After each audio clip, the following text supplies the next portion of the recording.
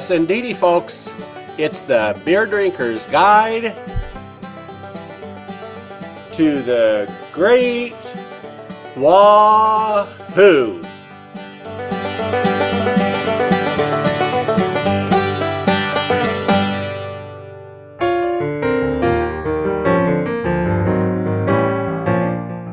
It's time to drive Steens Mountain. Good old Oregon. It's known for the Willamette Valley and the coast. But out here on the eastern side of Oregon, there's a big hole that I always thought was just filled with desert. Lordy, was I ever wrong about that. There's some great country just waiting for a little 1 or 2 or 3 day drive right in our back door. A good excuse to go adventuring in this country is driving to the top of Steens Mountain.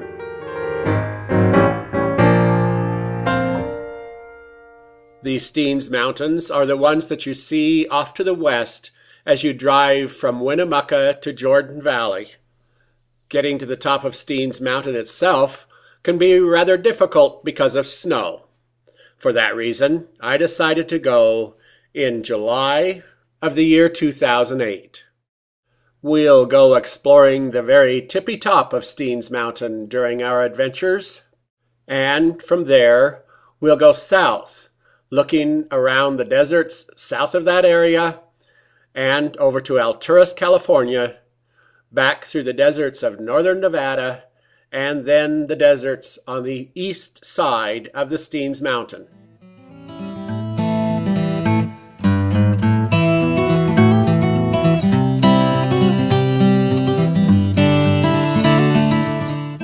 On our last very decorative drive, Steens, we left the beautiful little town of French Glen.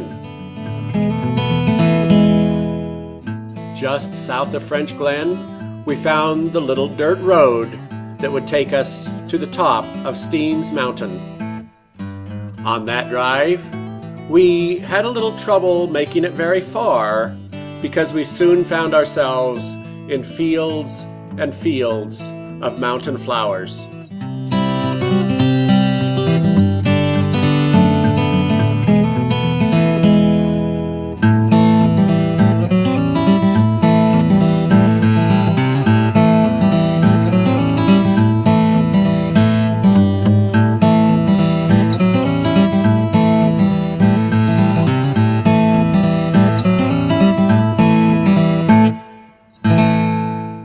After enjoying this colorful hillside, we find ourselves going down toward McCoy Creek, a tributary of the Donner and Blitzen River.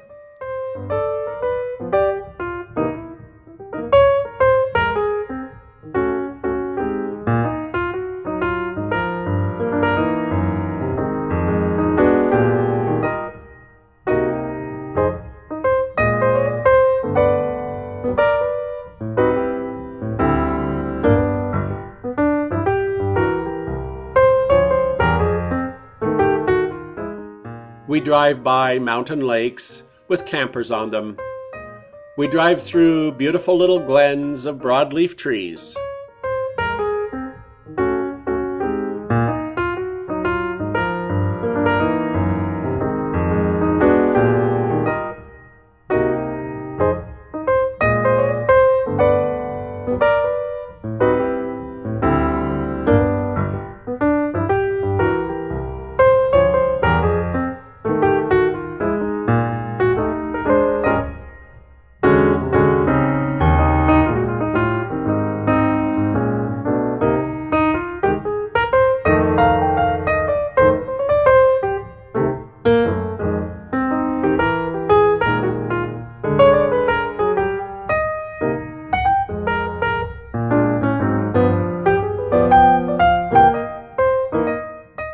And then we start to drive up the west side of the fault block of Steens Mountain itself.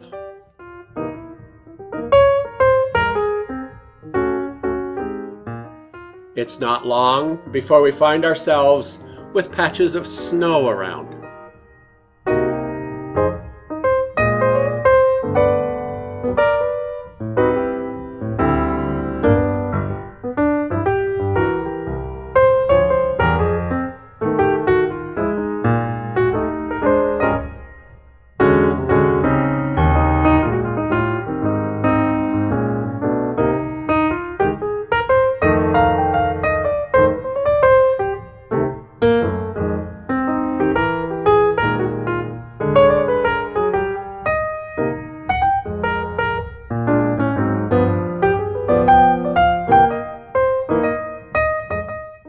What are vast vistas of the road ahead of us soon become huge vistas of gullies that were created in the Ice Age.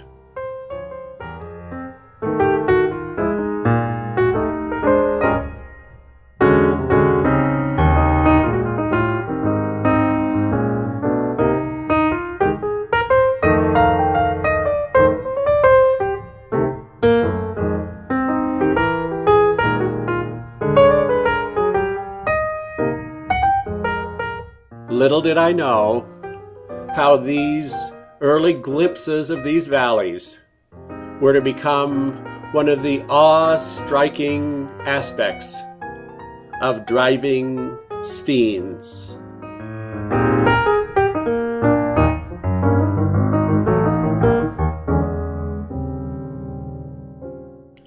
As we get closer and closer to the top of the hill, the vista opens up.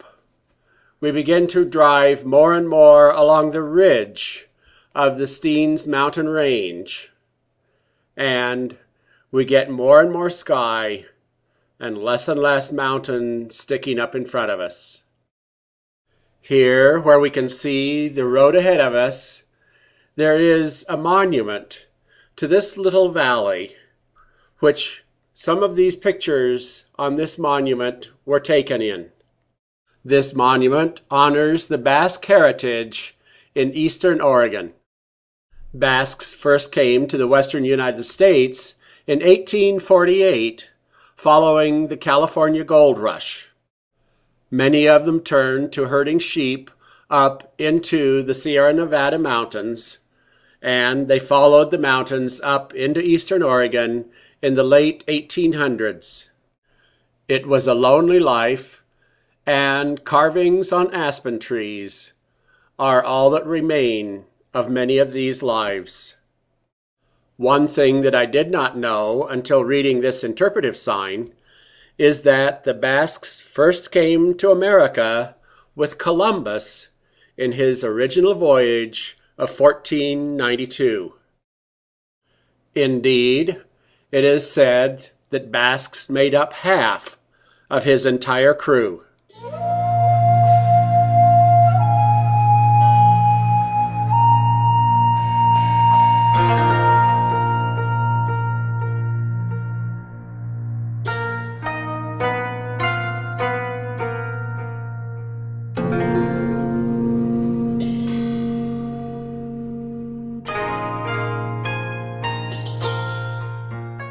As we continue our journey here along the ridge of the Steens mountain range, we run into many small streams coming from melting mounds of snow.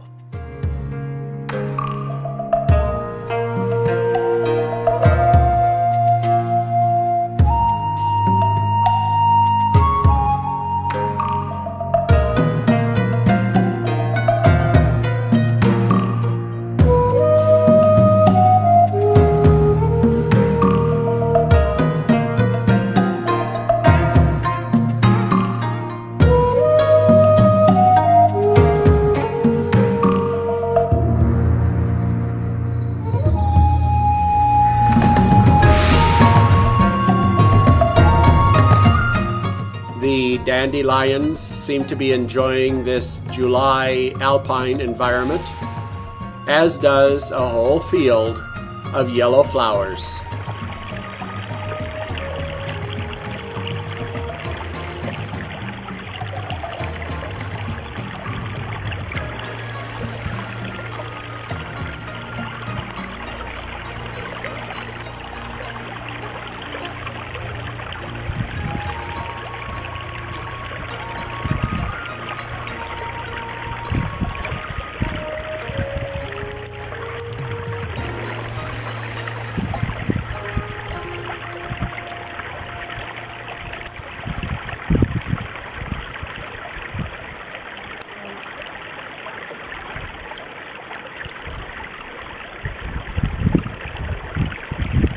The road is an excellent graveled road, even at this high altitude and this early in the season. Indeed, I was rather impressed with what great gravel roads Oregon has. Approaching one spot where it looked like I might drive over the edge of the world, I noticed a sign for an attraction off to the left. I was getting kind of antsy to get to the top of the hill, but I thought with a name like Kiger Gorge, and it only being a quarter of a mile away, I might as well just go over and check it out. At the end of the road, there was a path. I was still antsy to get to the top of the mountain, but I thought, well, I'm this close, I'll just jog over a little bit and see if it's worth going to check out all the way to the end of the path. The closer I got to the end of the path, the more I became convinced that, oh yes, I'll be going out and checking out Kiger Gorge.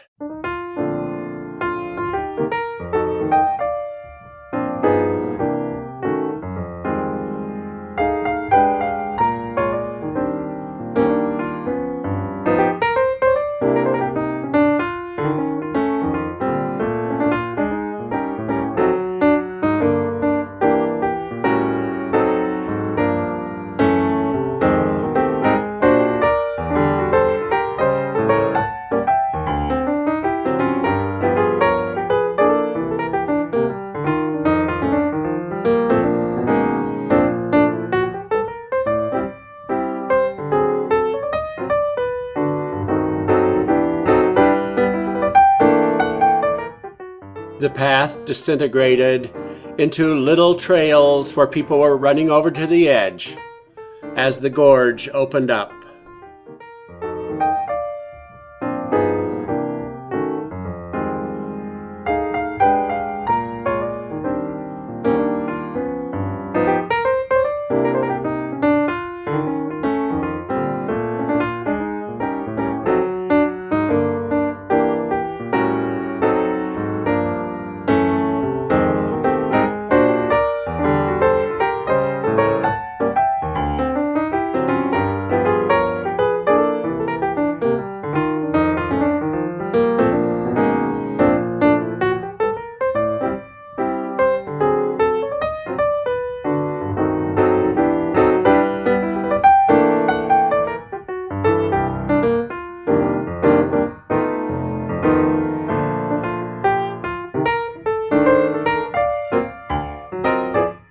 At this point, an interpretive sign tells us how Kiger Gorge was gouged out by a huge glacier about 1 million years ago. For several hundred years, this was a cold and wet place, and the grinding of the heavy glacier cut out this gorge. The interpretive sign also points out an interesting notch in the hillside that can be seen for 80 miles from the north and the west. This notch and its knife-edged ridge were created when two glaciers spilled over and came together at this point on the Steens mountain range. And here's a photograph of that notch.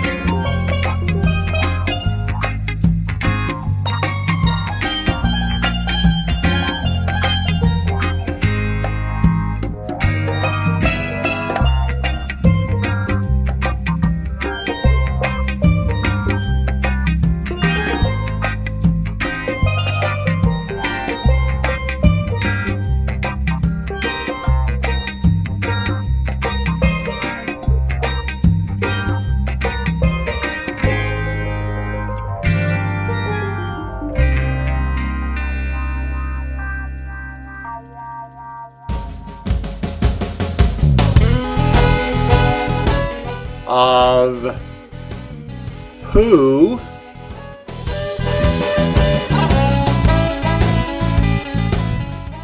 you,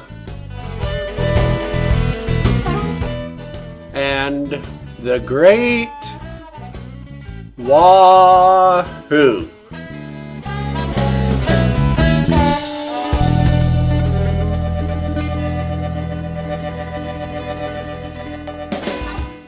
In past episodes of Pooh, You, and the Great Wahoo, we have been exploring the West Boise wastewater treatment plant. We checked out the headworks building, where the sewage first comes into the plant, and solids like nuts and bolts and wedding rings are separated from the water. We then followed the water out to the primary clarifiers. The primary clarifiers settle the water down and let the floatables, like oil and grease, rise to the top, and they let heavy solids sink to the bottom. These solids are called sludge. This sludge is mostly organic and is called biosolids. It is sent to the biosolid processor.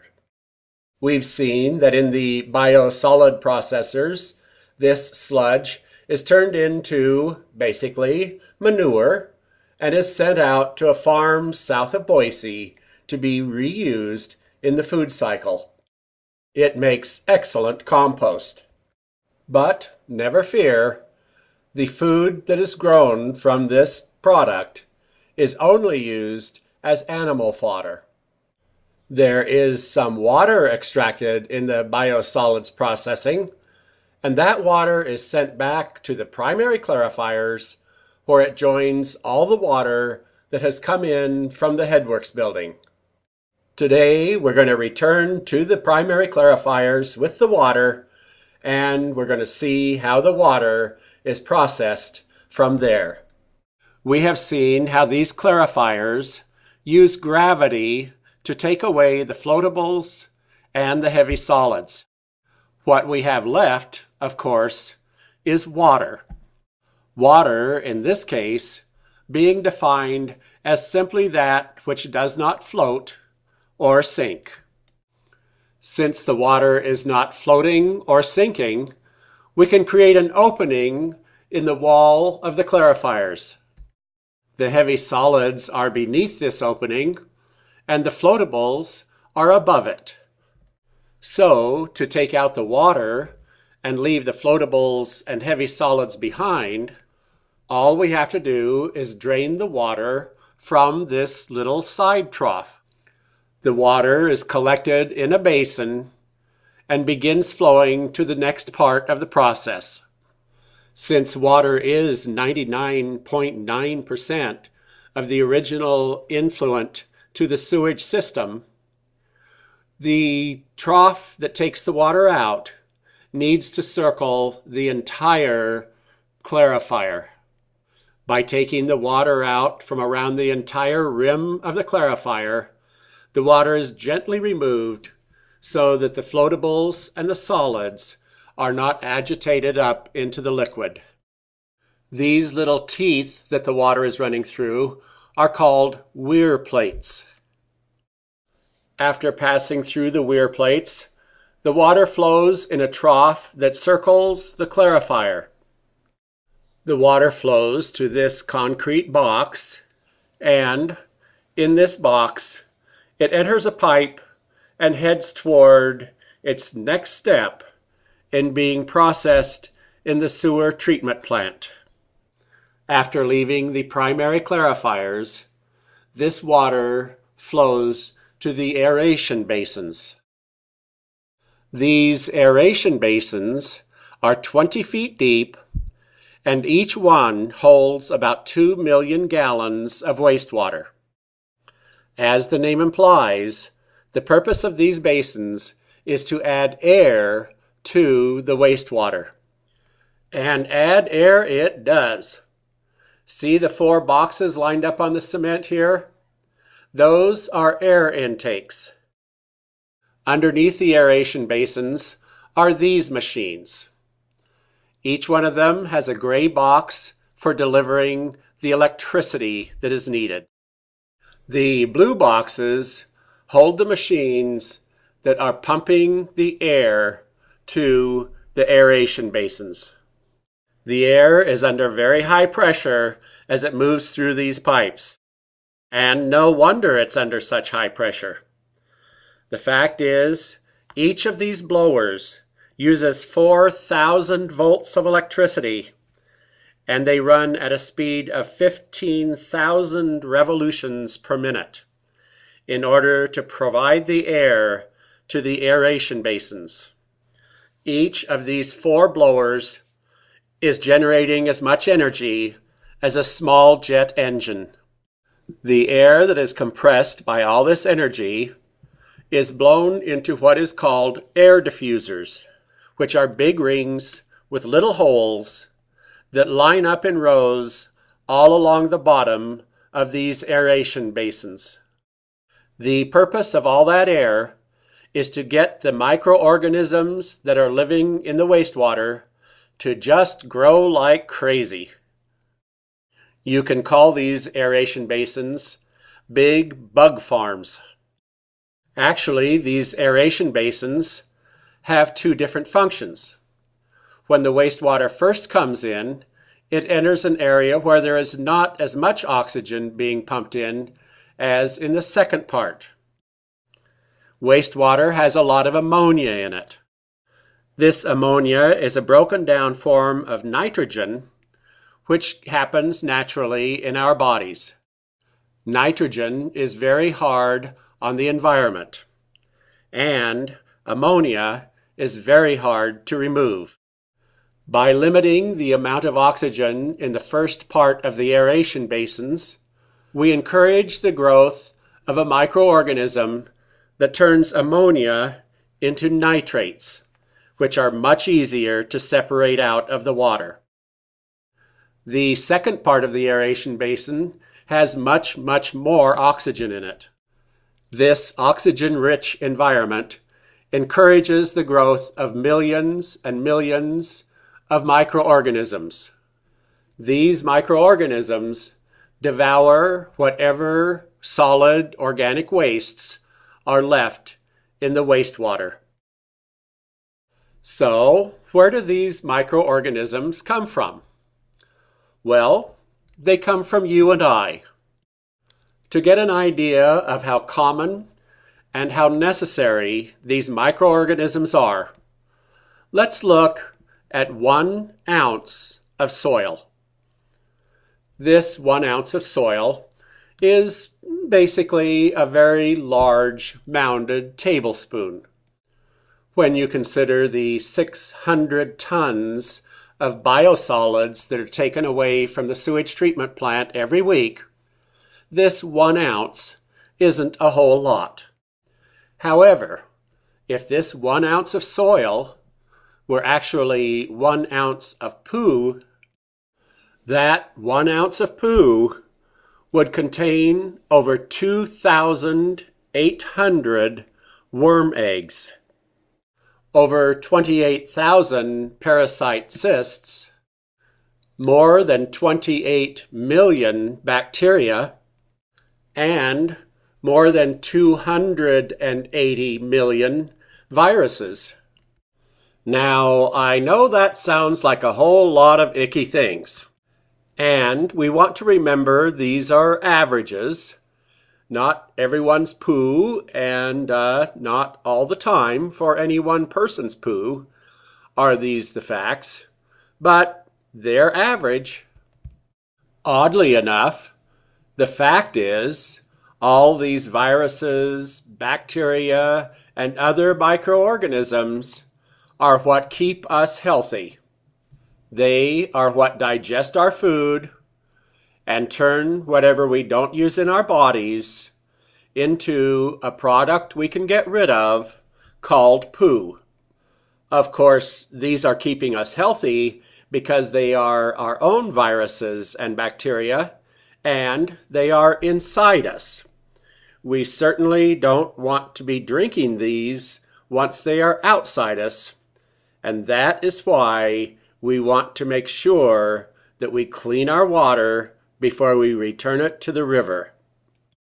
So now you know where the microorganisms come from that we use in the aeration basins to remove whatever small pieces of organic matter are left in the sewage water. By saturating the water with oxygen in the second part of treating the sewage in these aeration basins, we give these microorganisms exactly the right climate in which to grow and eat. We really fatten them up. Now, it would be nice if every last tiny bit of organic solid material settled out in the primary clarifiers. But that's impossible. In the meantime, thank goodness we have these organisms filling themselves up in the aeration basins. Now, all we have to do is take out the organisms. And what better way to take out the microorganisms than to let gravity do it for us? The perfect place for gravity to separate things out is a clarifier. So we put this water into a secondary clarifier. The caller asked the senator, "What are you going to do about the abortion bill?" He replied, "I'll have the check in the mail in the morning."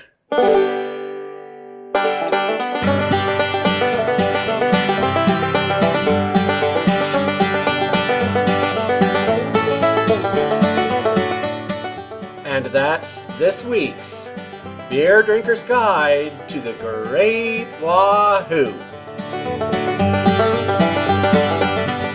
Thanks for watching. Hope to see you next week.